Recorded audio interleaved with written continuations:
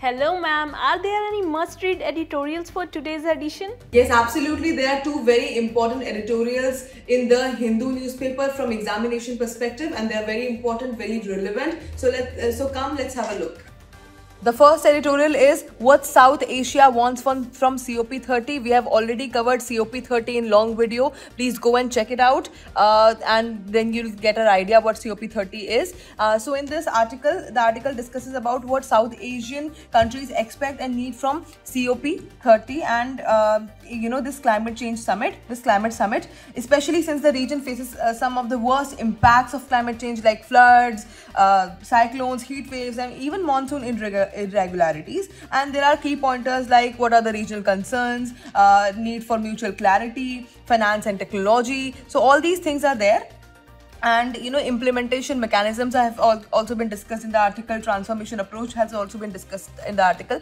Now let's talk about why is it relevant for UPSC. So in GS paper 3, it is very important, environment and climate change, absolutely, because there are topics like climate finance, adaptation versus mitigation, global climate governance, India's climate diplomacy, and there are relevant concepts like Paris Agreement and COP summits. So there is a lot about environment and climate change. Then there is GS paper 2, international relations. It is again very important for that because South Asia regional cooperation through SAARC, BIMSTEC, all these things are again very important. So for essay and interview relevance, climate justice, global South cooperation, sustainable development, such topics have also been covered. So that is why this article is very relevant for UPSC. Moving to the second article. Now the second article is based on G20 Extraordinary Committee of Independent Experts on Global Inequality report, highlights the growth, income and wealth inequality.